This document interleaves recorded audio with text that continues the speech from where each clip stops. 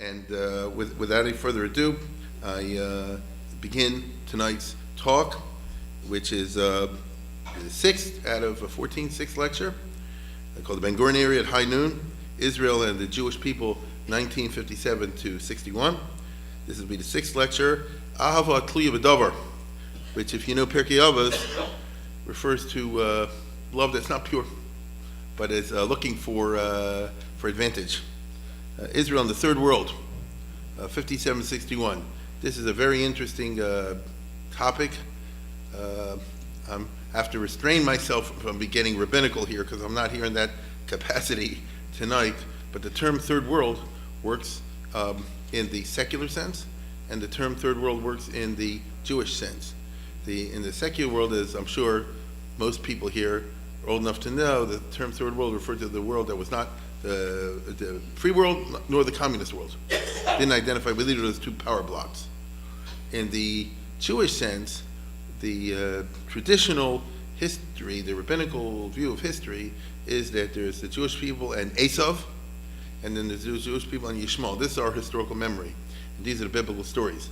And we have had, and we identify Esav with the West, and Ishmael with the Muslim world. We sure as heck have a lot of experience with them. That's most of what I'm talking about. But the Jewish tradition has never known how to fit in exactly those people, which is the vast majority of humanity, which fit neither into Esav nor to Yishmael. China, India, Africa, these are huge populations, and how exactly they fit in? I mean, where were they in the time of Noah and all that? You know, it's always been like, something we haven't fit in. So third world is a term that fits in very well in the Jewish sense as well.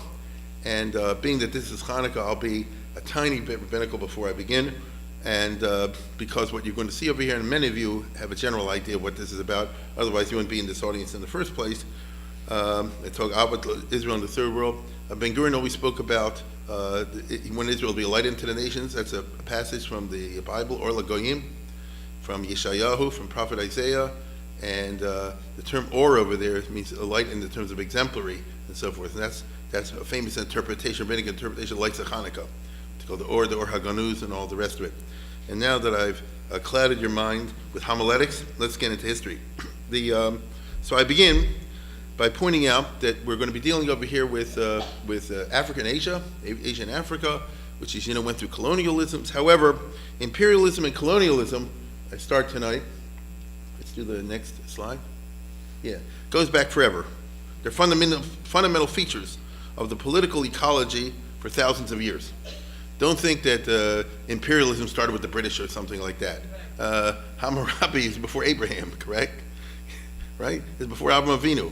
And at that time, they're already creating empires, because usually little countries are too small to get along with their own. And then for economic and other reasons, you want to expand, and this has become a fundamental feature. Julius Caesar, Alexander the Great, Ramses were imperialists. They extended the borders of the country outside the narrow frontiers of their own ethnic group. And every famous person in history, you might almost say, has been an imperialist, a colonialist, and an expansionist.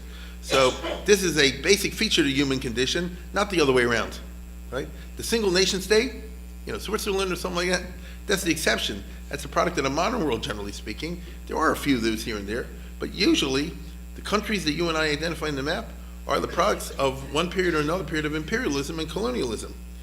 I use these terms. Imperialism generally means you're adding on contiguously to your own country. For example, the Romans had this, and then like Pac-Man, they added that, and then like they added that, and they added, next thing you know, you have a whole long business. Colonialism, usually we understand in the sense that the home country is far away, and the explorers went and set up a whole empire or area, conquered, exploited in a faraway place across the ocean. And in that case, you're not simply taking the new karka and adding it to your own and perhaps amalgamating it, because that's often what happens in history through what we call the process of imperialism. You understand what I'm saying? The Romans take over Greece, for example, but then they Romanize Greece, and Greeks also become, and the Greeks sort of Hellenize Rome as well. There's a certain interplay, right? It's kind of osmosis on both sides, which is not at all uncharacteristic of imperial powers. I might say in general, think about what I'm about to tell you. Jews have usually done it better in imperial contexts, which is kind of interesting. If you look in history, we not long ago had a conference at Hopkins along those lines. But Jews, if you just go back and think of the places where Jews have had it well, it's very often been in imperial context, because imperial countries have a more multicultural kind of attitude, because they rule a lot of different peoples, right? And they're aware more of, the what shall I say, the vast number of different groups and cultures out there, and they sort of figure out ways to do so, how to incorporate them in the general, as opposed to a small, narrow country that only has one type, and then, anybody else who doesn't fit in that type is kind of out. A classic example I'm talking about would be Japan. There's nobody non-Japanese, hardly. Anyone, hardly, in Japan, and that's the way they like it. So, there's different sorts of things that have been in there. Now, non-Western and non-European imperialism and colonialism has always been around, and is around and thriving today. I'll say it again. They don't like to talk about it, but the imperialism and colonialism of non-Western countries is alive and strong. It's called Russian China, right? Here's China today. This is, if you know anything at all, and some of you do, this is not Chinese, Tibet, and this area is Muslim. These are the Muslims now who are trying to create terrorism in China, because they're not Chinese, but China just conquered them long ago and tried to, what's the right word, Chinify them or Sinicize them, something like that. Manchuria, if you want to get down to it, is not China. You understand? They're not the same thing. And nevertheless, as you see, I don't see anybody in the world saying today it's China's imperialist power with colonialist dependencies and all the rest of it, unless you're a chassid of the Dalai Lama or something like that. But most people, which some are, but very, very few. So it's doing along those lines very well. And Russia, oh my goodness, here's the original Russia right around there. Look what they added. And these areas are not Russian, okay? And by the way, not at all. And until recently, till communism fell down, you had the stands, which were all part of Russia, but aren't Russian at all. Turkestan, Turkmenistan, Kazakhstan, and so on and so forth, right? And the Russians actually want them back. And as we all know today, the Russians want the Ukraine back. What else is new? And so this is a native to the country. But even if they were tzaddikim and gave up the stands, and even if they're tzaddikim and they gave up Ukraine and said we want to have nothing, we don't want to take Lithuania, Latvia, Estonia, or anything like that. In Russia, what you have today, and this map is from today, in Russia you have today, there are huge areas and huge nations which have simply been conquered and are part of the Russian Empire, but you're not allowed to say that word, right? Putin will shoot you, or better yet, he'll hack your your Sony or something like that. But it's interesting, so we use the word very pejoratively, selectively, and because we know that the human conscience is often very selective. You get it? I don't like what my neighbor's doing. When I do, it's a different story. Now, therefore, I'm focusing today, and because this affects the state of the history of Israel, on Western European imperialism and colonialism, right? Which went through phases. It's not that old. If you look at the map here in 1776, as you see, here's the Western colonial powers, Spain, Portugal, but particularly England, France, and Holland. And as you can see from the map, forget the New World, because that, as you know, was a special case. So let's put that aside. What about Africa? Look there at the map, right? And Asia over there. What do we see? They're not taking over large areas. They're taking little ports for their trade. You understand? If England sends a fleet, merchant ships, to the Far East, they want to have places that they can stop at that are controlled by England. Thus, in the edges of India. If the Dutch want to conduct a trade and import and export, as they obviously do, in 1776, they want to have places which we call today Indonesia, they called that time the East Indies, but little islands or a port city here and there. There was no attempt to actually take over the whole Karka. That's a pure capitalist kind of, what shall I say, imperialism, colonialism.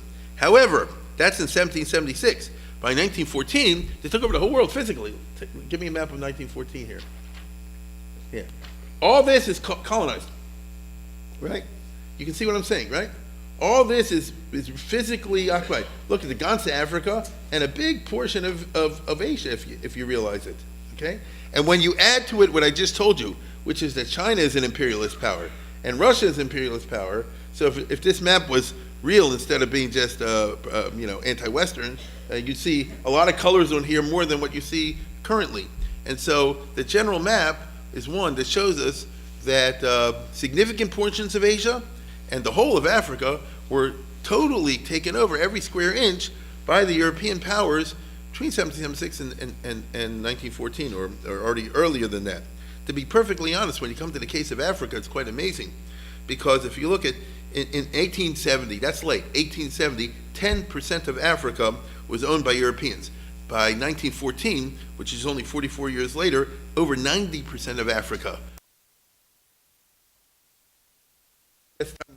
This is the only area that's not owned by Europe. This is Ethiopia. And the only reason Ethiopia wasn't owned by Europe was because the Italians are such a bunch of boobs. They were defeated by the Ethiopians in battle. Yes, even though the Ethiopians had spears and the Italians had an army, but we all know the military history of Italy isn't exactly whatever. So, I don't think they've ever won a battle, you know. But look at all this. England is the blue, and France is red, and so forth. Every square inch of Africa, because there was a rush by the European powers to take over every square inch, and they did do it. In some places, in Africa, for example, the Europeans did a good job. Here's the famous Gordon Pasha, right? General Charles Gordon, who stamped out the slave trade in East Africa, in Sudan and places like that. That's a good thing. However, it's also true that in other places, the Europeans did in Auschwitz. I don't know if you know this, many don't know this. The Belgians really I mean this, I'm not saying it to be pejorative. The Belgians turned the Congo into an Auschwitz in the 1880s, 1890s, early 1900s, until foreign correspondents exposed this in the European press, and the king of Belgium, who's a Mamzer, Beno Mamzer, is a really bad guy, he's like a Hitler. He, purely for money, he chopped off everybody's hands. I mean this. It's terrible. I'm not showing you the worst stuff. Now that I told you, if you're interested in the subject, just Google it. Just Google atrocities in Congo or European or something like that, and you'll see it. It's just horrible. Only to squeeze money out of them, turn them into absolute slaves, and horrible conditions. I'm not doing justice to it. Just so he could have money to spend on his girlfriends. And when the Belgian people found out about it, they took it away from him and turned it into a Belgian colony. So the money at least went to them. You get it? So it's a horrible kind of business. So don't say, as many do, so well, the Europeans ran it better and all the rest of it. There's a little bit of truth there, but there's also, if you're in Africa, if you're Belgian, if you're Congo, you don't want to go back to that. You understand? And so it was really a tough period in their history. And then, of course, there's the colonialism that's in Asia. Take a look at this. Here you see, I'm not even touching Britain. Britain owns all of India. The Indian Empire at that time was India, Pakistan. That's it, India and Pakistan. That's big right there. And then they also had Burma, and the British had Malaya. The French had Indochina, as we all remember, to Vietnam. Okay? Thailand was the only country that wasn't ruled by them because the others couldn't agree who should take it. And the Dutch, the tiny little Dutch, had all what we call the Indonesia, which is one of the largest countries in the world, the Dutch East Indies. And they're not even going north where you could find, for example, Hong Kong, ruled by England. And then the Japanese by this time got in the game. And the Japanese conquered and brutally exploited the Koreans and other people like that. In China, in North China, there's a big museum, but nobody knows about it. It's their Yad Vashem. And they have all the stuff that the Japanese did to them. They're angry that most tourists don't go there. They say, in fact, they ask Israel, how do you get everybody to go watch your Holocaust, and we can't get anybody to do our Holocaust, and so on and so forth. There are, so, if you're living in Baltimore, whatever, it's far away from you, so to speak, which is a good thing. But don't be unaware of the fact that the most of the world doesn't view the past the way Western Americans, who've always lived in the lap of luxury, do. Now, there's also the Middle East.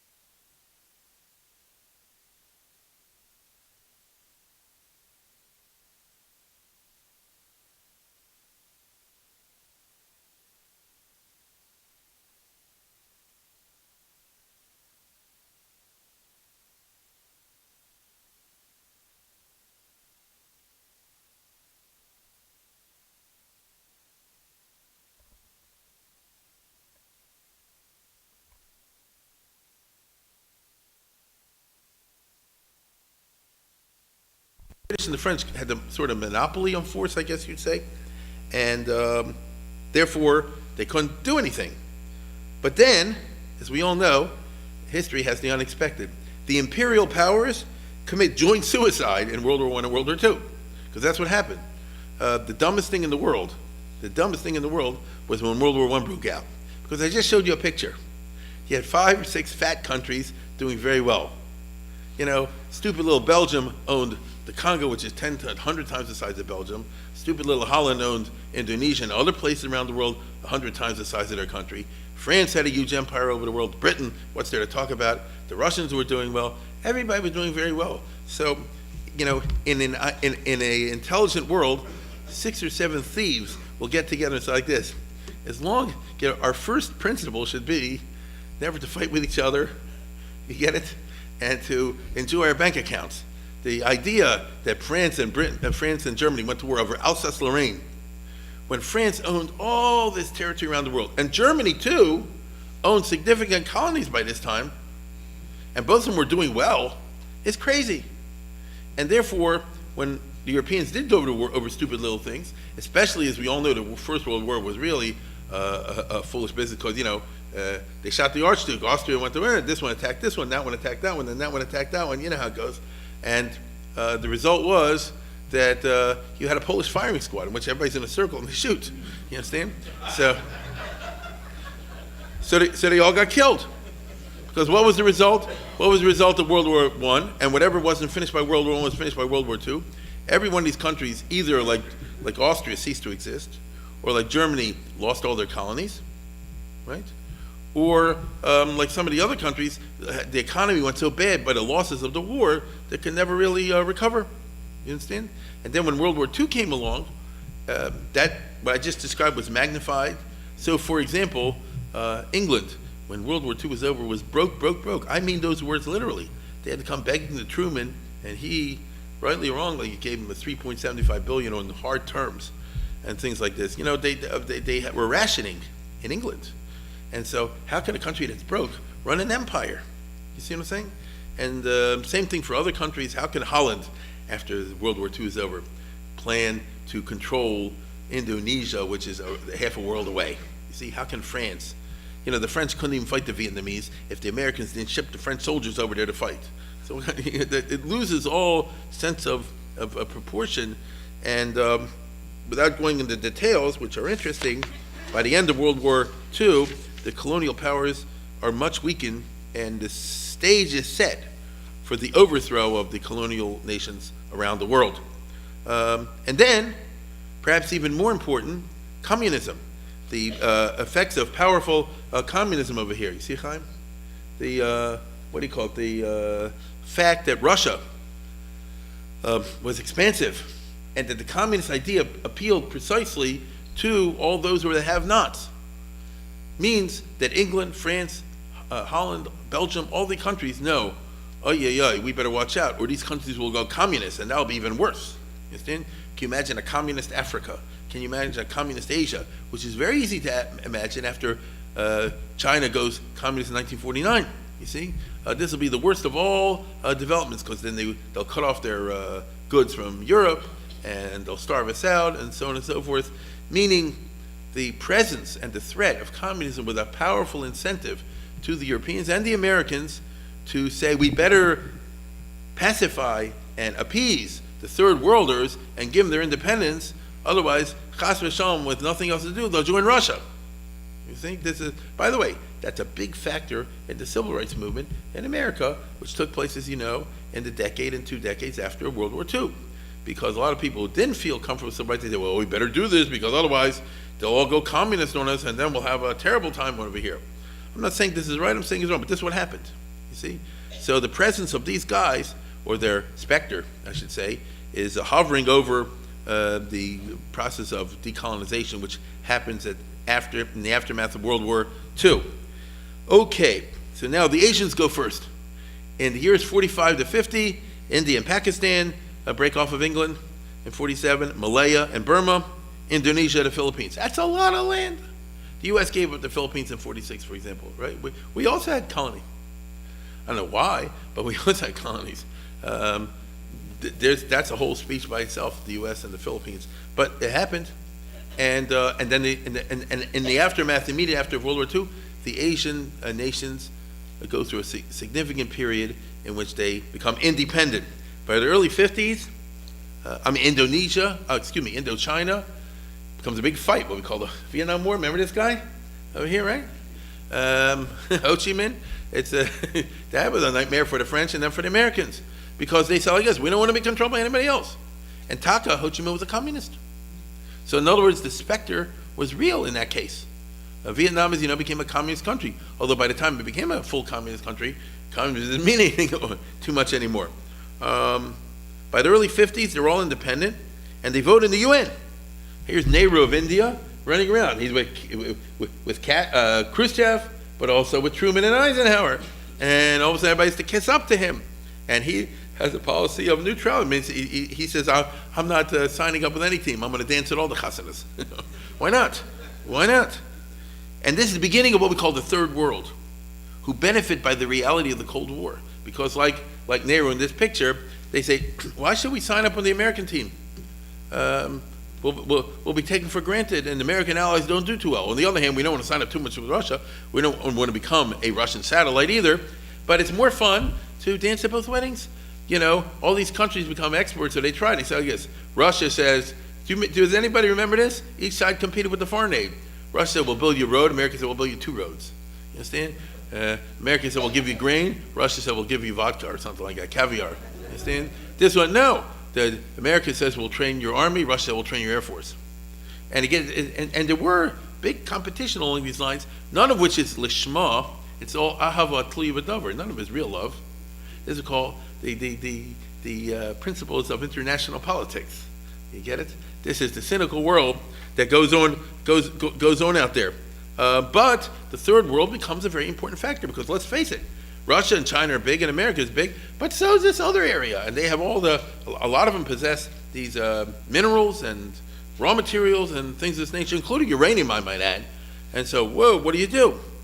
Now, the Middle Eastern nations, too, benefit from the above, and they gained their independence after World War II. Nasser is the face of that.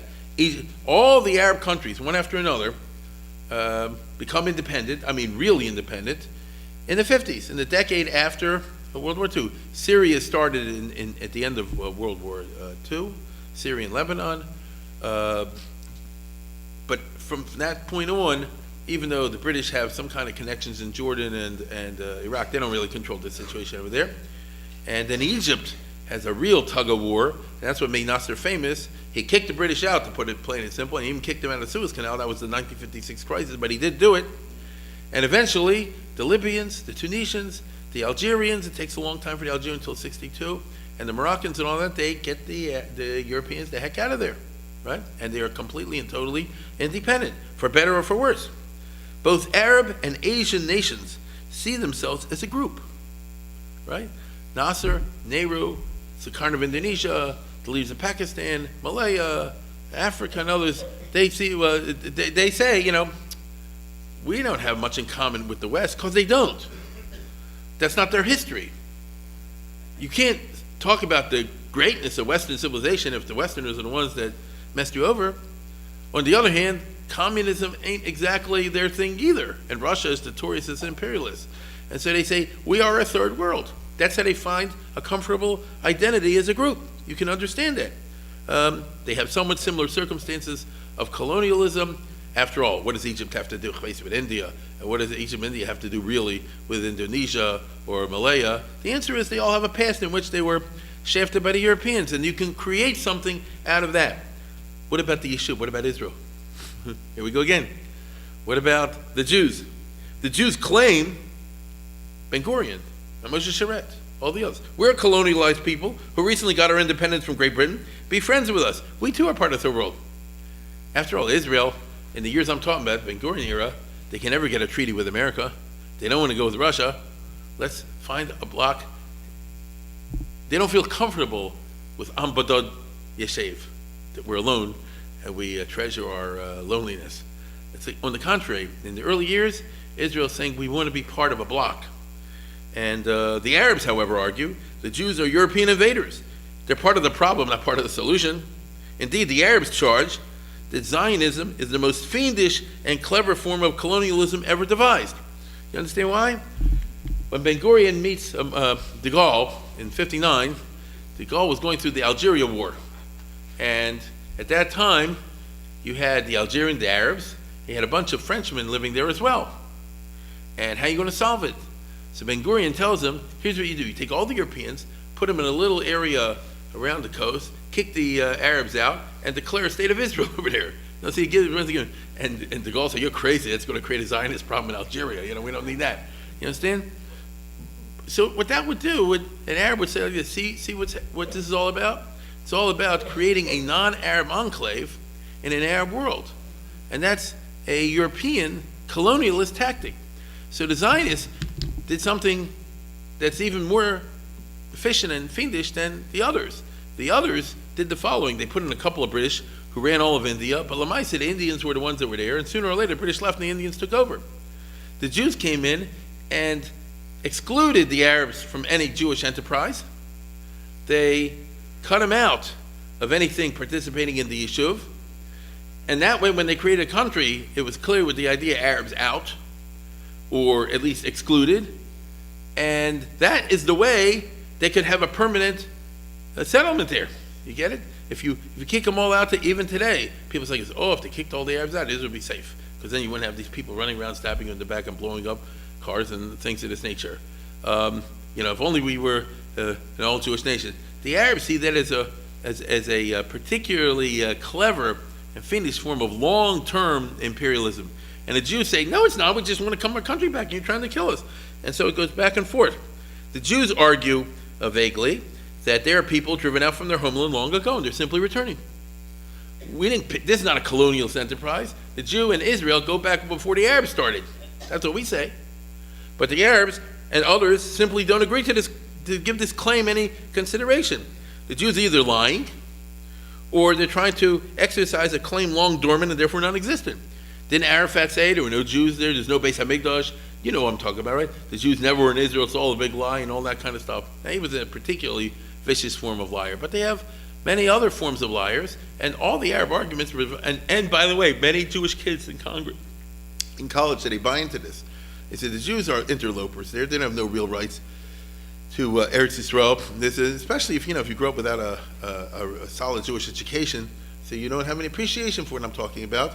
So the Jews are people from Poland that moved over here and took a part of a third world country. It's a crisis today in American Jewish youth, I'm sorry to say. In other words, this debate went to the very heart of the Zionist enterprise, to Israel's legitimacy or illegitimacy. So here we are in a lecture series about a religious Zionist, and here the question is Zionism the ultimate illegitimate form of political enterprise, or not? It still does, by the way. Its price is still, Richard Falk, right? One of the leading Jewish anti-Zionists, anti-Israel. He's not from the Torah Karta, but he may as well be. And he's the one who's charging Israel with the war crimes in Gaza and all these other places. These professors. And what is he? He's Jewish. He's as Jewish as you and I.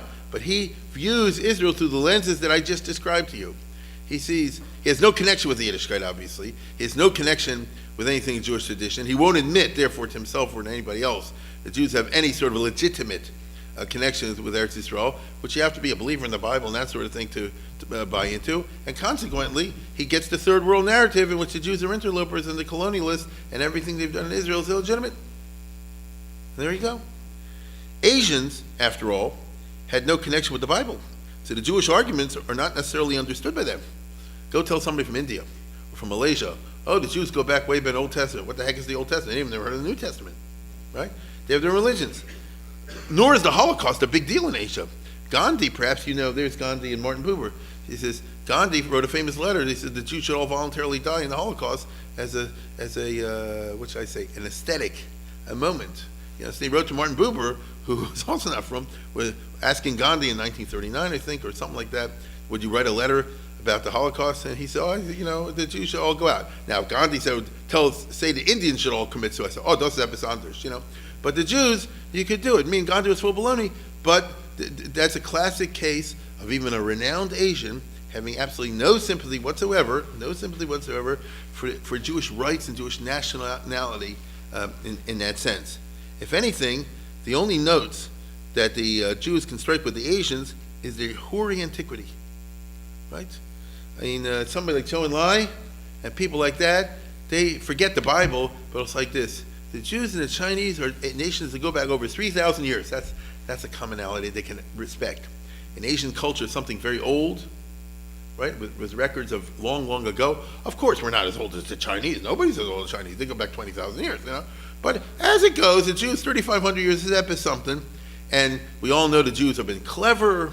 And therefore, the Chinese identify in that level. You know, when Israel makes the argument today with China, or has been so since 1948, they use those kind of arguments. You can't talk about Avram, Yitzchak, and Yaakov, because that doesn't mean anything to a Chinese person. You understand? And so, as I say before, Israel, the Jews, are at sea. It's not Yaakov, it's not Esav, and it's not Yishmael. There's a certain set of arguments you use with Esav, and there's a certain set of arguments you try to use with Yishmael. And here you have the third world. Okay? Ben Gurion is well aware of this. He wants very much to establish relations with Red China. Israel became a state in May of 48. China became a communist country in October of 49. Ben Gurion very much wanted to, in fact, when Mao Zedong took over, he was one of the first countries to recognize them. It just didn't get any recognition back. Israel has unenthusiastic relations with nationalist China, Chiang Kai-shek.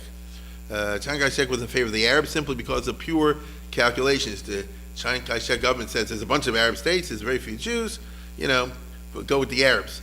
In the end, they were under pressure from the Jewish groups in 48, so they abstained on the UN vote. But and they did recognize Israel in 49 simply because they started to be afraid who's going to recognize me. And so when you have nothing else to do, Israel will have relations with them. The people are not really aware, most people are not really aware of the state of American-Chinese relations in the very early years, in 49, 50, when, and the early 50s, when Atchison, who was Truman's Secretary of State, was quite on the ball, and from day one, he wanted to establish relations with Red China. You hear what I said? Red China. Mao Zedong didn't want to establish relations with America. He was interested in having bad relations with America, which goes to who he was, and kick all the foreigners out, and he felt that this is better for him, okay? And the U.S. State Department simply didn't get it. And then the Korean War broke out, and you know what happened? MacArthur invaded North Korea, and then the Chinese came and attacked MacArthur, and then we were at war with China, and relations between the U.S. and China completely soured, and Truman hated them, and forget it. And they became, in Cherem. And when Eisenhower and Dulles came aboard, as you see in this picture, they were even more so, right? They brought an ideological and even a religious convictionist. It's famous John Foster Dulles would not shake hands with Zhou Enlai at the Geneva Conference, which ended the first round of the Indochina Wars in 1954. It's a famous incident because they're beyond the pale. Dulles was a pro-Chiang Kai-shek guy and came from missionary background. Then they didn't like the communists for closing down the missionaries and all kind of things like this. We all know that for 20 years, relations were poisoned between the U.S. and China until Nixon. And, it's spilled milk, so to speak, but was it necessary? Was it not necessary? You could debate both sides of this. I'm simply trying to bring out that Washington hated Beijing during these years. And it was in this that a sad thing happened, because in 1953, when the Korean War was over, Red China was very interested in establishing full and total relations with Israel.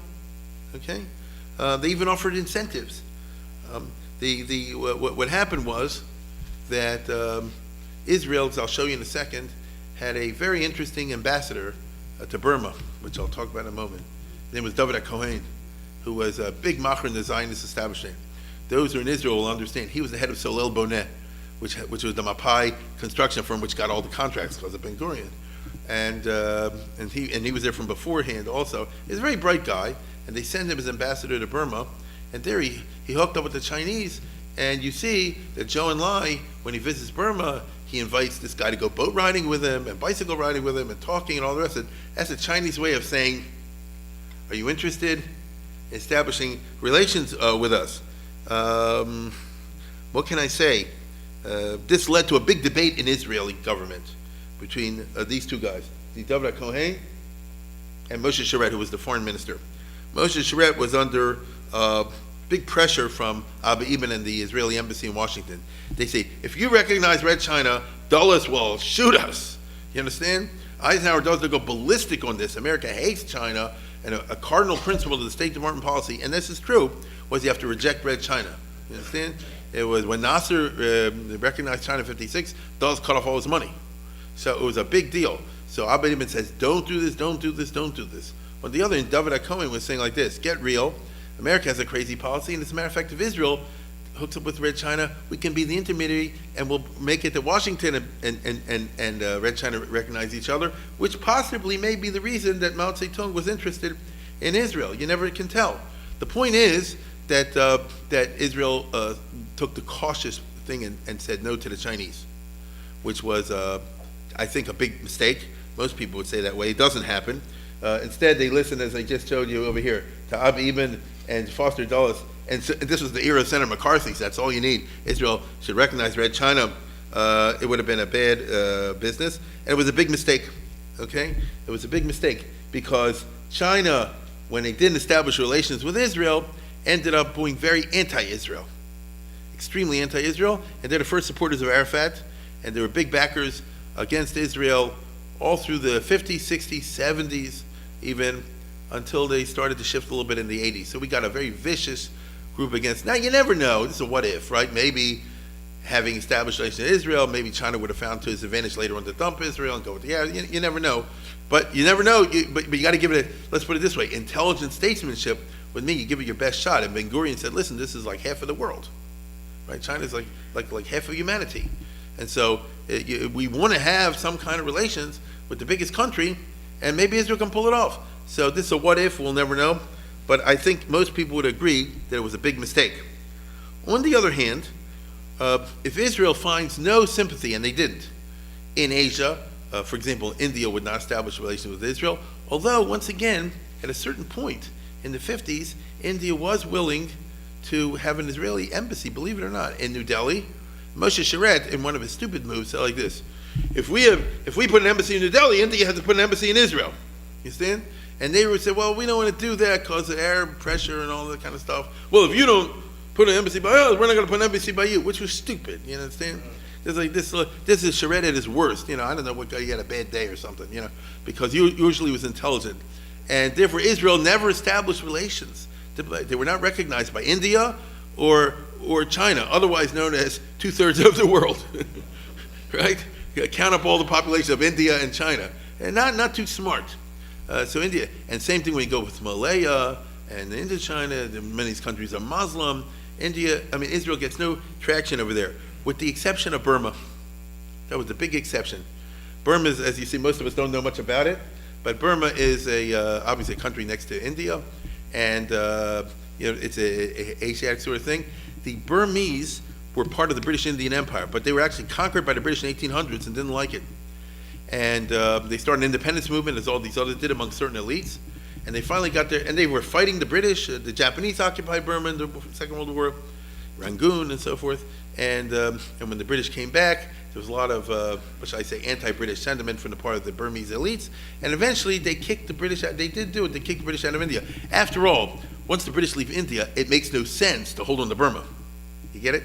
If Burma was part of the Indian Empire, then you had a gigantic economic zone. Think about the British Empire 100 years ago in its glory days. As an economist, think about a single area of pound sterling, Gans, India, Pakistan, and Burma. Whoa, right? And think of the enormous amount of raw materials and wealth that you can harvest out of there. You said that kind of made sense from an imperialist point of view. But once you leave India, so Burma itself doesn't make any sense. The Burmese, like many of the Asian countries, the independence leaders had a certain profile. There were people from well-to-do families, and because they came from well-to-do families, they actually had something called an education at the high school level and the college level. You get what I'm saying? Because a poor family can't afford this. They came up in the 20s and the 30s. That was the era when socialism of one form or another was the wave of the future. Socialism criticized the status quo of Europe. Colonialism was part of the status quo that they criticized. Do you get what I'm saying? The socialists in Europe at the theoretical level and very often at the practical level, were committed to ending colonialism. Therefore, if you're a Burmese young guy, India, Egypt, Malaya, Japan, all these countries, from the anti-colonial point of view, what shall I say? Socialism is something that you're very sympathetic to. Jews too, by the way. Jews too. And the result is that when they take over the leadership of their country, they make it socialist of one kind or another. Now, because it is, you can imagine all the economies crash, over the course of 20, 30 years. 50s, 60s, 70s, by the end of the 70s, is what it is. But this is what happened. Same thing in Africa, as we'll see. All these young guys went up and grew up in London and Paris and these sort of things, in colleges there, or educated by people who came from colleges there, and they're going to be to the left and not to the right, because the left identifies with anti-colonialism, and therefore they're all going to pick up the socialist ideas. Socialism is not only about economics, it's about culture, it's about anti-colonialism, but it does have the economic side to it. Okay, so Burma is one of these countries. Now, Israel, under Ben Gurion, was a socialist country. It was a democratic socialist country, meaning it was a non-communist, but very clearly socialist country. Not only that, it was perceived as a successful socialist country. By that I mean, they do have an economy of sorts. It is a democracy. They have their army. They won the war. It works. Now, you and I know it's not as simple as that, but I'm talking the way it looked to them. Israel is actually a country, and Israel is not part of the West. It's not part of the East. They don't know that Israel would like to be part of the West, but they're not. So they're by themselves. So they can sort of see some togetherness. So for some reason or another, the elites in India, especially the leader, looked at Israel as something sympathetic, and the Israelis couldn't believe it, and it became a love affair. You understand? Which, believe it or not, has lasted till today. Most people are not aware of this. Burma has gone through a lot of bad times, but they have a soft spot for the Israelis, as I'll see over here. Now, Burma, the leader of Burma and its independence movement was UNU, okay, which is UNU is in Burmese for Mr., so his name is Mr. Nu, right? Or perhaps you'd be more comfortable calling him Dr. Nu if you like movies. Now, the fact is that UNU was from a elite family, went to college, was highly educated, I would say. Not only was he highly educated in secular studies, but he went to YU, so he was highly educated in Buddhist religion. You understand? He went to that kind of arrangement. He had a very good Buddhist education, as you'll see in a moment, and had a very good secular education for that time. And he liked Israel, right? And Dovid Cohen, who goes there as the ambassador of Israel, is not only Dovid Cohen, but he's the head of Solo Bonem. He's from the Jewish Labor Union, what they call the Histadrut. He's from the Mapai. He's everything that sounds good over there, and he was smart enough to go and know how to play all this together. And this remarkable fellow is going to be an important factor over here. In 1955, smack in the middle of this, hold up a second. In 1955, they came to Bandung Conference where all the Third World got together at that time, the leaders in Indonesia, in Bandung. And the Arabs were 9 out of 29. There were 29 nations. And so the Arabs had a block, and they said, I guess, we won't come if you invite Israel. And so they didn't, right? In fact, they had the Grand Mufti there instead, representing Palestinians. And this was a big blow to Israel, as you can imagine. It was an early harbinger of the fact that Israel is going to be isolated totally in the international scene. Remember, in those days, Israel didn't have this close relationship with America that we rely upon today. We live in a very dangerous world today in which Israel has one friend. But we're just so used to it for the last 50 years, 40 years, so we're used to it. But it's sad. You understand? Israel does not have any other friend. Okay? Israel, nobody likes that. You understand? People like to have, it's more normal to have other friends. And so Israel had hopes in the early years that since we're a young country like the others, and we're socialist, and we're democratic, and we're progressive, and they sympathize with the other Asiatic peoples, and so on and so forth, maybe they'll accept us. And to be perfectly honest, what do the Chinese, the Burmese, the Indonesians and all this care about the Arab-Israeli conflict? Not really. It wasn't big on their radar screen, but 9 countries is 9 countries. You understand? And so Nasser came there, for example, and the result was that they got the whole conference to pass anti-Israel, pro-Palestine resolutions, that Israel is illegitimate, the Palestinians should get all their land back, should be right of return, dismantling of Israel, everything that you can imagine over there, which was pretty bad over there. As I said, the Grand Mufti was invited, but not the others. But this was due to pressure tactics at the Bandung conference. After the conference was over, the leader of Burma, UNU, said like this. He said, I'm nobody's puppet, and I want to show that I'm independent on my own. And so he defies the Arabs and pays an official visit to Israel, which goes crazy, because this is the first time Israel ever got an actual visit from a foreign country, which gives them a little bit of legitimacy. Take a look at this picture over here, which only gives you a little bit of the idea. It's just a picture, no sound, of UNU coming to as Moshe Sharet in Tel Aviv, and they give him a ticker tape parade in Tel Aviv, right? There's some people here who told me, look at this, right? And the Israelis did go wild because we actually got a foreign head of a country to recognize us. You see, it's pathetic, but nevertheless, it's real, and he had a ball. Oh, and they took him around to all the kibbutzim and all this sort of thing. I told you before, but I'll repeat it again, the famous story where Moshe Sharet takes him to place and said, we're growing trees over here. He said, don't grow trees. Trees will kill you. We'll take it from Burma. The problem is the creeping jungle over there. And Sharet says, we should only reach the Madrega that we're worried about a jungle, in Israel. But they couldn't believe it. And Israel actually had a friend. And this is pathetic. Israel had a friend, and they were so friendless in the world. Now I'm going to show you, there's an extended piece over here before I show it. But I'm going to take it, usually I don't do this, a long piece, but I'm going to show as much of it as I think I can get away with. Wait a minute, but I have to give you the intro.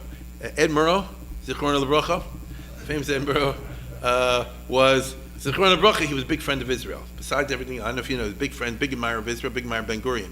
That's who he was. And he made a hookup in the late 50s of Ben Gurion and UNU. Ben Gurion's in Israel, and UNU's in Tel Aviv. Now this is in the early days of TV, so you're going to see a lot of funny things where he says one word he doesn't hear, he misunderstands what the other one is saying, and he's also going to ask. Ed Murrow is a white Anglo-Saxon Protestant. What does he know from Buddhism? So he says to UNU, "Can you explain something about the Buddhist religion? Do you want to know the Taryag mitzvahs that apply to Kohanim or the ones that apply to Yisraelim? They have the same thing like we do." Lay Buddhists, priest Buddhists, this and that and the other, and the different mitzvahs over there. And then Ben Gurion will start lecturing him on what Buddhism is. And Nuno said, no, that's not what it is. But this is very typical of Ben Gurion. I know everything, and I'm in charge, and I can tell you better than you can. But you'll see, as I said before, in spite of all the craziness, you see an actual certain friendship over there, which is extremely unusual, and that's why I'm sharing this piece for you. Go ahead. It's a show from Ed Murrow.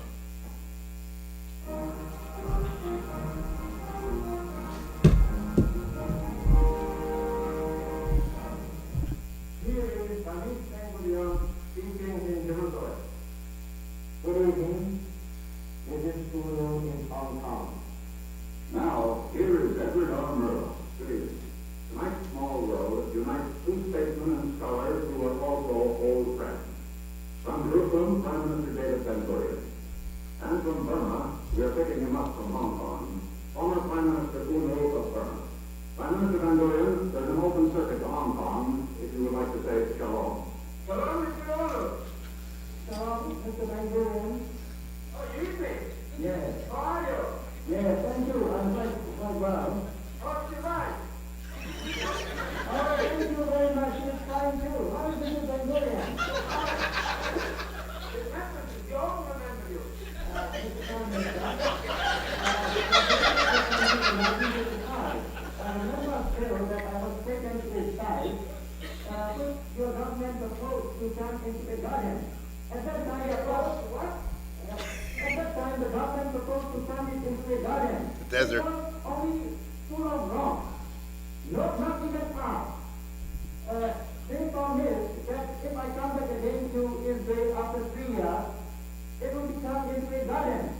Has it been turned into a garden? Well, not as fully as I expected. There's hope for more. There is human beings. But it seems like in the garden, and I think it was done again. In seeds and trees, that it was never a tree since the creation. And green patches and horses breeding, sheep, and young girls and young children are in there. I have heard the Prime Minister say that in Israel, in order to be a realist, one must believe in miracles. Is that true in Burma, Ulu? Not yet quite.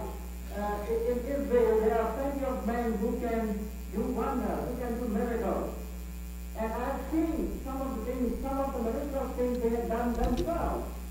Because they have turned deserts into gardens, they have turned the rocks into, oases and things like that.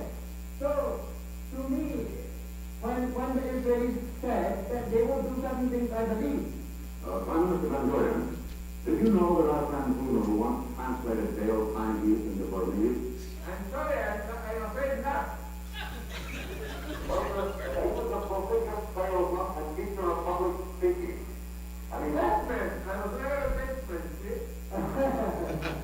The man who wrote How to Win Friends and Influence People. What? This is one of the most popular books in the whole world. How can it be done by those who can be done in the heart?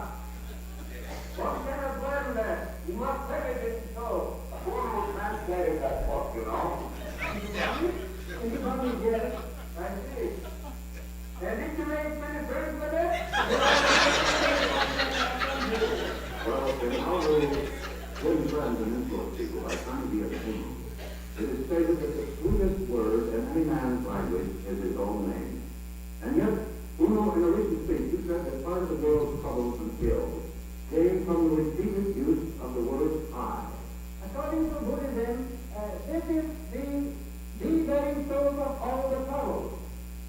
So if you want to get rid of all these troubles, first of all, you must get rid of this I consciousness, which is called in Buddhism, Satya Devi. Well, Uno, what do you think we should do in order to get rid of this I consciousness? Meditate. Meditation is the only way by which we can get rid of that I. That's why, when I visited Israel a few years ago, I had invited the Prime Minister to come over to Rain Zone and have a little bit of meditation. He has accepted it. But meditation, dear Uno, is not enough. Meditation is really a personal thing. Every one of us must do something for the world, for humanity. And this cannot be done by meditation alone. I quite agree. But if you want to get rid of that I, the source of all trouble, you must wait. It is the only way. The eye is not so bad in itself. The question is whether it's a selfish eye or a human eye. The same. It is the same. Our thought began this self-commandment with the word I and your that. Ah, I see. I don't know about that. There is no such thing as God in Buddhism. Well, it's not that it's basic difference. I mean, there are great similarities between Buddhism and Buddhism. For example, the Ten Commandments and basic principles of Buddhism are roughly the same, aren't they? No, we have not only 10 principles, there are 4 groups of commandments for daily Buddhists, and 1 group for the priests. In the first group, there are 5 commandments. In the second, 8. Third, 9. And the fourth, 10 commandments. These 5 commandments are quite essential for all the lay Buddhists. These are: you must not kill, you must not steal, you must not commit adultery, you must not tell lies, you must not drink intoxicated liquor. It is so essential for every lay Buddhist to observe the first group of 5 commandments. We cannot break any one of them. For the priests, there are 227. Mitzvahs. So I don't think that you will be very much interested in listening to the 227 commandments rules of the priest.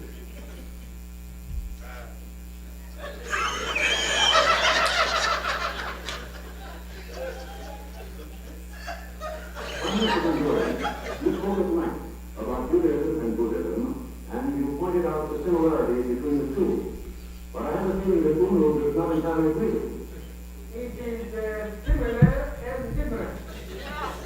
It's similar in that respect that Buddhism wants people to live in peace, love each other, help each other, and to throw away hatred. Yes. The best saying of the Buddha as far says that enmity doesn't cease by enmity, Yes, yes. only by love. And this is almost the same what he said in our Torah, that you should love your fellow man like yourself. That is the similarity. But there is also a difference. There is a great deal of pessimism in Buddhism. It's like suffering and misery and pain and sorrow. Right? It's true that there is misery and suffering in life.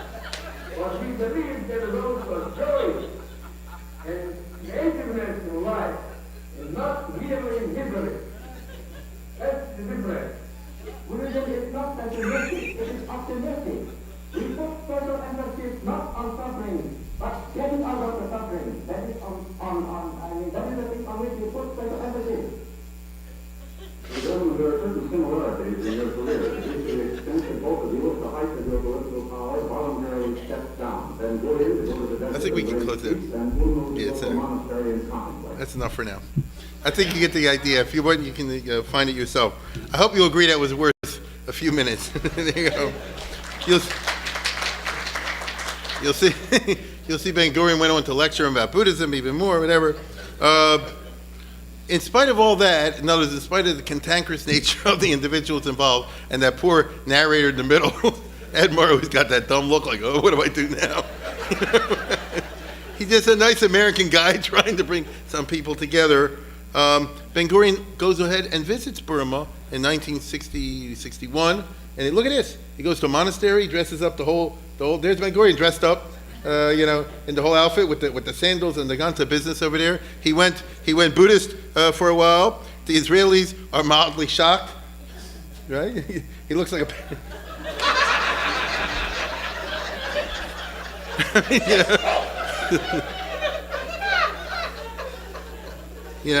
And meanwhile, Unu went to Israel, and he got involved in wanted to become a Balkore. He went, right? Most Israelis end up feeling that Ben Gurion took it too far, because Unu told him to do yoga and all this kind of stuff, standing the head over there. Okay. What I'm trying to describe is something that's inconceivable with India, with Malaysia, with Japan, with any of the other countries. The Israel ends up having a love affair, in a screwball way, and a love affair with Burma. That goes back and forth. The Burmese admire the Israelis. When eventually, as unfortunately happens in all the Asian countries, it's a military coup, and democracy is eliminated, and the charge of the army, General Ne Win, takes over Burma and rules as a dictator for 30 years. He had this, superstitious fixation with the number 9, so all the dollars in Burma can only be $9 bills and things like that. So he wrecked the economy, as you can imagine, and so forth, and eventually cuts off relations with all the countries in the world because he feels that they're all out to get him, with the exception of Israel. You understand? And they win when Moshe Dayan and Shimon Peres go and visit there, sometimes in the late 70s, I think it was. They win, greets him at the airport, takes him out onto the river. He rows them out separately, and when nobody's listening, he said like this: "I don't trust anybody. The only country I trust is Israel." Right? They're out to get us. So I don't know if it's good that he was a dictator and all the rest of it, but it goes to show you Israel and Burma end up having a very strange kind of relationship. It's a third world country, and there's a secret police, and they bother everybody. But if you're Israeli or Jewish, you have nothing to worry about. You understand? It's strange in this particular regard. To sum up, Israel and the Asians, except for Burma, in the 1950s, have a policy of pragmatism for some, a qualified hostility from others, and worst of all, unrequited love from China. Israel had an opportunity, but by 1954, 55, 56, China is anti-Israel, and then super anti-Israel, and then forget it. But there is another area of decolonization, colonialization, and that's Africa. Here the story starts in East Africa. I repeat, in West Africa. West Africa in 1914. It's my mistake. Here's Africa in 1914. This is all ruled by France. This is by Britain. If you notice, this whole area is French, except that the British and Germans have a couple of colonies on the coast. And one of them is called the Gold Coast, because originally you used to get gold from there, and that becomes Ghana.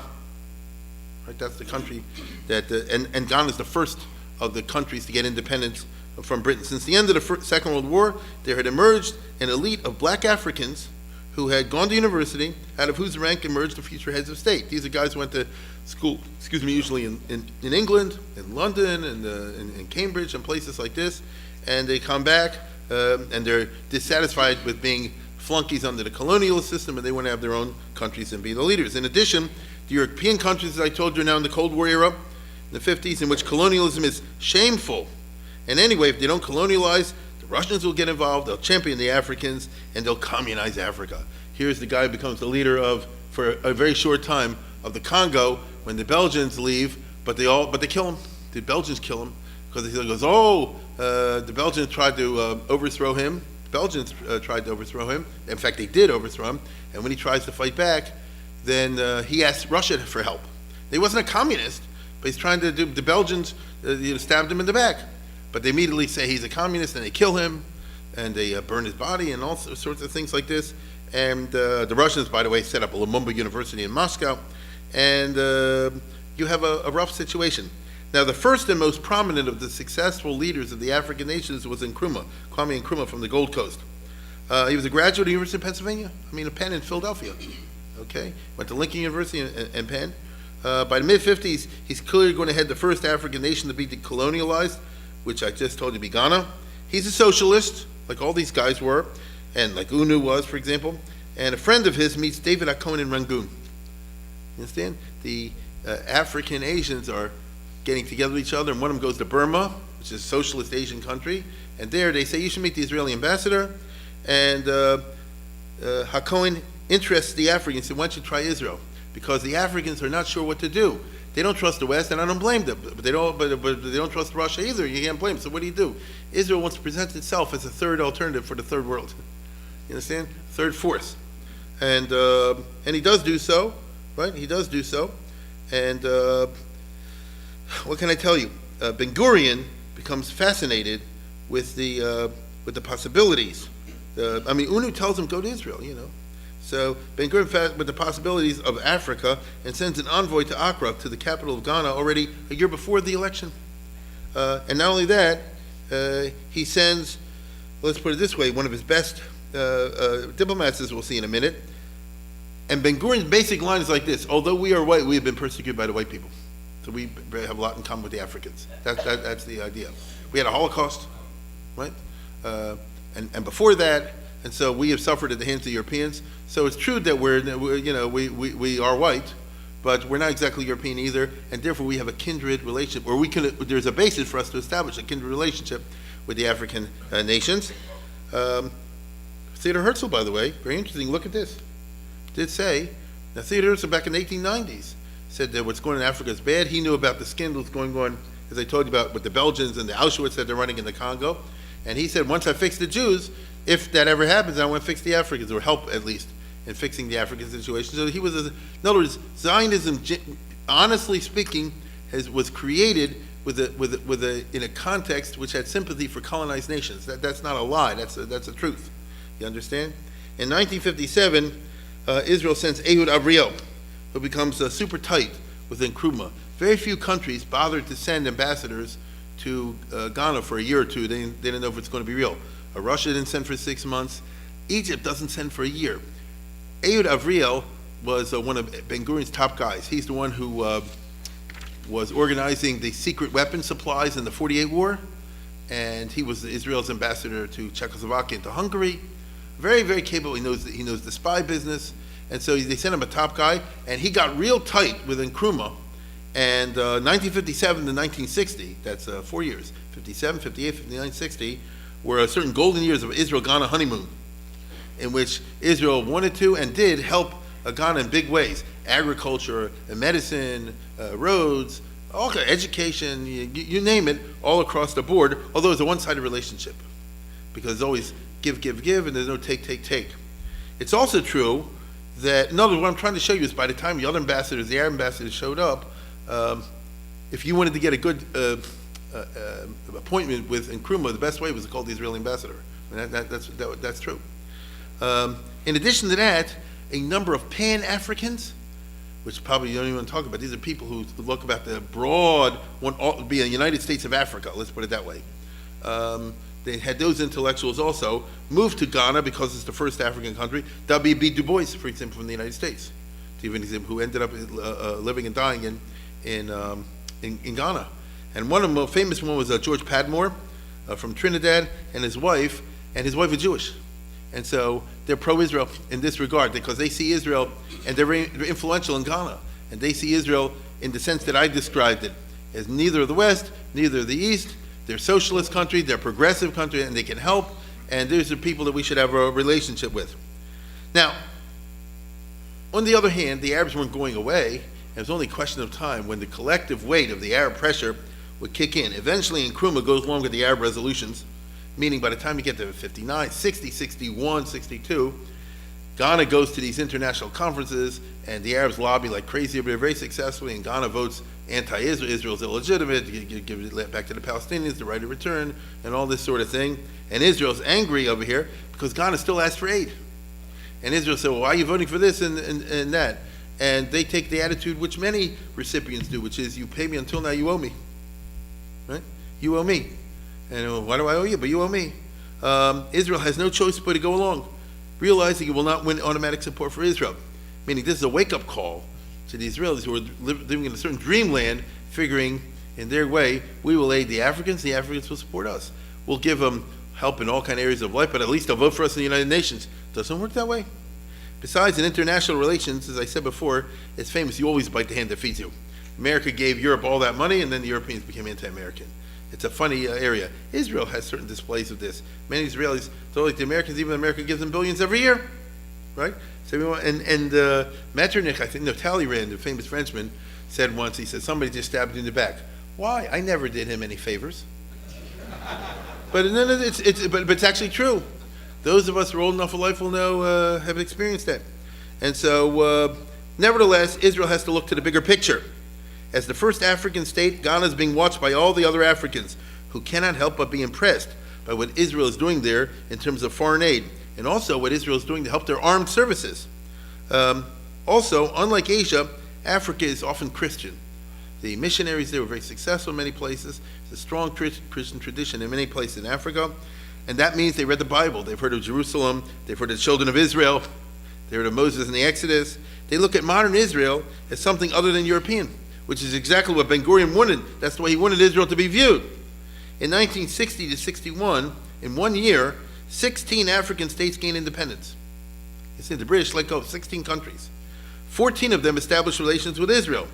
For a country that's diplomatically isolated, it feels very good to have a lot of embassies. Israel spent the money, and they put an embassy in Dahomey, and in Upper Volta, and in Togoland, and so on and so forth. I mean, really, that was a golden age for Israeli diplomats, because, until then, there's like 10 countries Israel has relations with. You'll never get to be the ambassador to France, right? But you can right now become the ambassador to Togo. And those sort of things do happen. Golda Meir goes Africa and places great hopes in this possibility.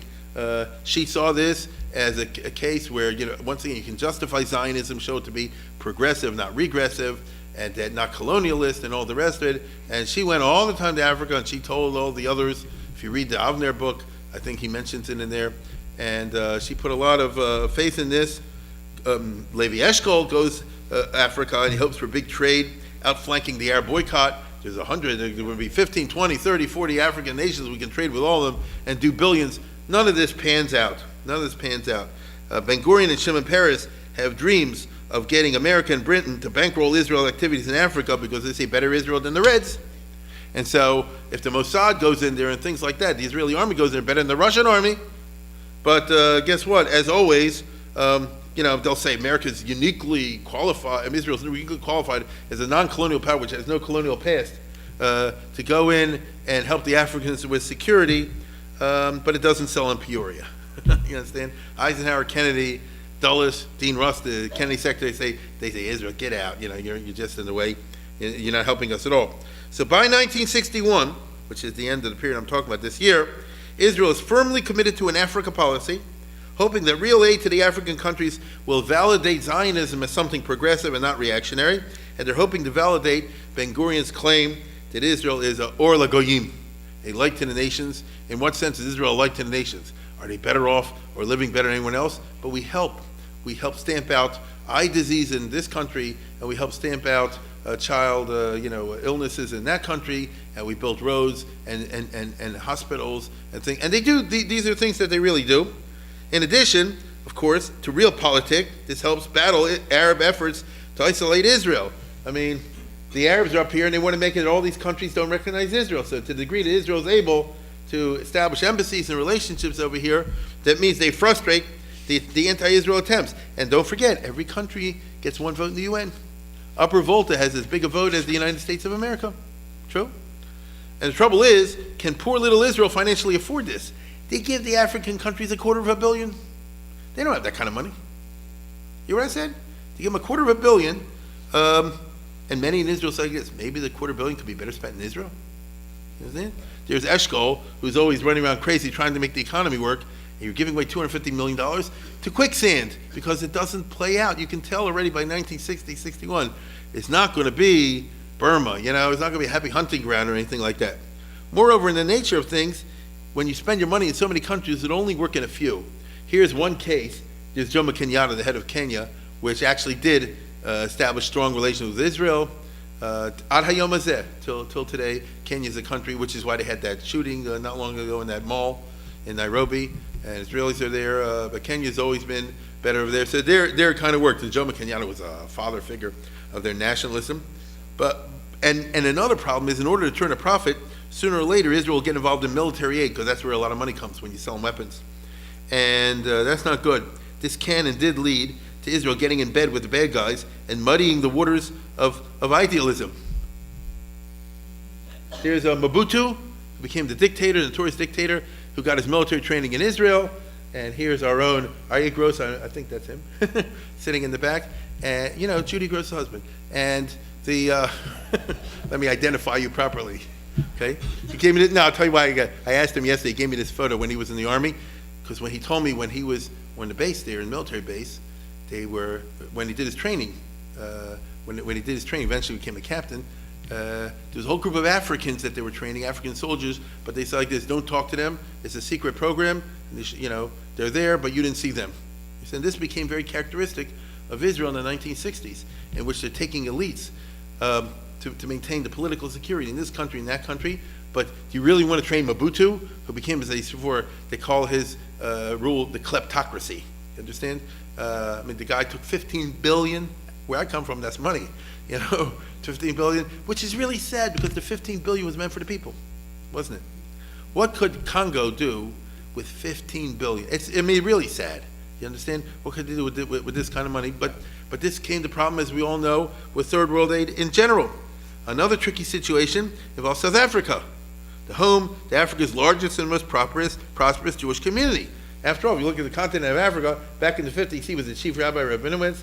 Here's some of the shuls to give you an idea. We have South Africans that can tell you. I don't know which shul that is, but you probably do. What is the garden? Yeah, I don't know.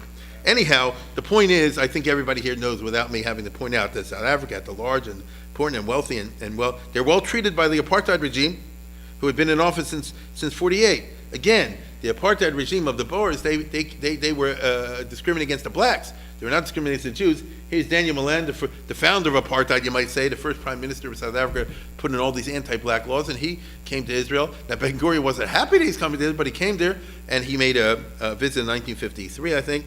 Israel, particularly Ben Gurion's Israel, is conflicted in its attitude towards South Africa. On the one hand, Israel and South Africa could fit together very nicely in terms of trade and commerce. It's a developed country, of course. South Africa is a modern country. It allowed the Jews to send money tax-free. And the Jews send a lot of money tax-free to Israel. That's a big chesed on the part of the South African government. They said the South African Jews were very big Zionists, could send them money, and they sent a lot of money to Israel. South Africa was totally fine with a strong Zionist movement. Didn't bother them at all. Okay? Going back to General Smuts, who was a big Zionist in his day and was one of the great leaders of the white South Africans. Indeed, in the 50s, poor isolated Israel needed South Africa more than the other way around. Israel has a legation in Pretoria. But South Africa does not have a legation in Israel in those days. Pretoria is near Johannesburg, right, like an hour away or something. So at that time, South Africa had the upper hand. They said, well, we don't want to, like I told you before with Nehru, you can have an embassy here, but we don't want to have an embassy by you because that would not be helpful with us with the Arabs.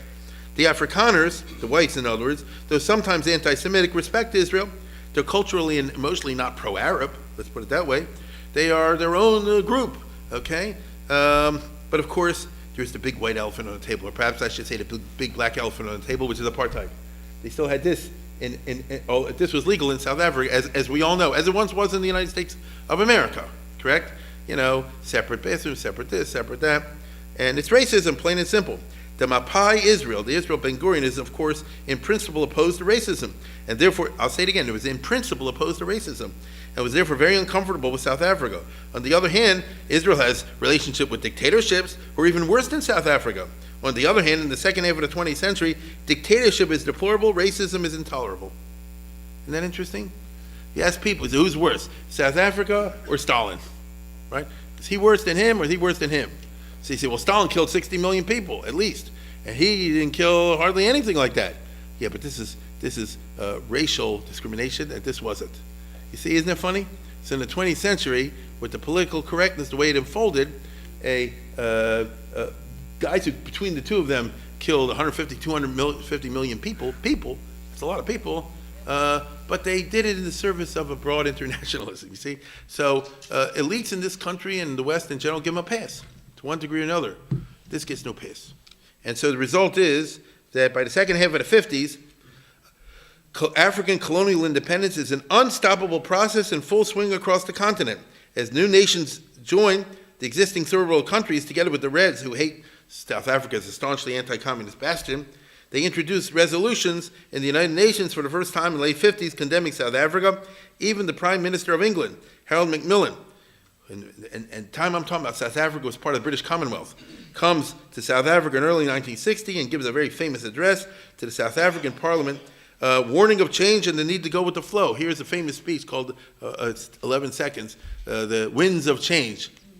He's speaking to the South African Parliament. The wind of change is blowing through this country. Whether we like it or not, growth, national consciousness is a political fact. We must all accept it as a fact. Anyhow, defiant, South Africa, the whites, they say the heck with that, and they leave the Commonwealth. South Africa became a republic of South Africa. You understand? They severed from the British Commonwealth because they didn't want to go along with what he calls the winds of change. They didn't want to get rid of the racism. And so the question for Israel is, how do you vote in the UN? On the one hand, if you vote against South Africa, it'll get you. On the other hand, if you vote for South Africa, the African nations will think that you're racist. So what do? Right? I mean, there's the map. So in the 50s, Israel does not vote against South Africa. But by 1960, Israel does start to vote against South Africa. The Afrikaners are enraged. South African Jewry is put in a difficult spot with a full gamut of Jewish attitudes emerging in the Jewish community from right to left. If you read the South African Jewish newspapers, you'll see guys who say Israel's terrible for going against a country that's friendly to them, and others will say, thank God that Israel did the right thing and that it's terrible what's going on in this country, because he did have freedom of speech, believe it or not, under the Afrikaners. And people in the middle which will say, can't we avoid the possibilities? And it brings into relief a fundamental problem of the Jewish existence in different countries around the world. All I can tell you is South Africa penalizes Israel by cutting the money from Israel to Israel from South African Jewry. They took away the tax status. For a while, you couldn't even send them the money. Israel, for its part, pulls its ambassador. You hear this? And they told the African states, we're cutting off relations with South Africa. They didn't quite do that, but they reduced it to a much lower level. So this is a very ostentatious thing to pull your ambassador. Israel is not usually thought of in being in a position to pull several relations with another country, but they do it during this particular period over here. Golda Meir wants to cut even the air flights. And the South African Jews say, I guess, how exactly are we supposed to go to Israel? You see, she wanted to cut off El Al. So she really got into this. The Prime Minister of South Africa, Hendrik Verwoerd, says, you're a bunch of hypocrites. You have apartheid in Israel. And Ben Gurion said, no, we don't. And he said, yes, you do, because you have a military government. The Arabs can't go here and there either. What's the difference? You get very tricky, right? All of a sudden, we're not in the nicey love fest of Ben Gurion and UNU, and we're into a different area of politics, which is a little messy. So to conclude, in the short run, this helps Israel in Africa. It helped Israel in Africa. In the long run, the Africans privilege personal national interests over everything else, just like every other country in the world does. Persistent and skillful Arab diplomatic pressure will result in all the African countries cutting off relations with Israel in 1973, in spite of everything that Israel did for them. Though they will, as they cut the relations with Israel, they will still request that Israel keep the aid mission. You understand? This really happened, all right? But subsequently, by the way, since it's all based on personal interest, in the 80s, when the international situation changes, the Arabs will learn of the fickleness of international politics, and the African nations will patch up relations with Israel, and Mobutu will visit Tel Aviv, and also all these other guys, because then it's in their interest. And in the Reagan era, they say Israel is the key to the American government, because we all know the Jews control the United States Congress. That's what they say. And that's what they do. They will go to Israel, and they'll say, we will establish relations with us. In addition, get Reagan to do this and this and this, because after all, you Jews run the world. You understand? And if you're Ariel Sharon, he'll say, that's right. Yes, we do. I should go, why should I disabuse them of this? Why Mobutu and Riri, and this, why should I disabuse them of this notion? But the romance will be gone.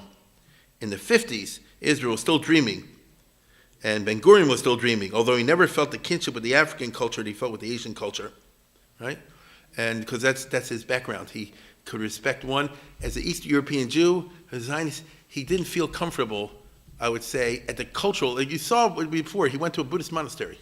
It's a little bit weird, but nevertheless he went to a Buddhist monastery. He was fascinated with the Asian cultures. He never developed this kind of fascination with the African culture, as you're about to see for my closing video tonight, when Ray Charles goes to visit Sde Boker in when Ben Gurion's retirement, and you'll see from the body language of Ben Gurion, he's trying to be polite, all the rest, but he can't get it to soul music. You understand? Take it away.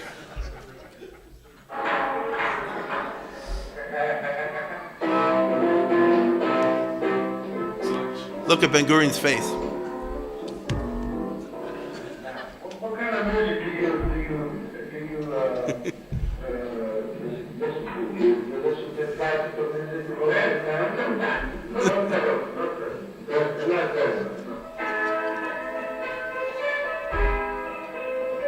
It's going to give him classical soul music.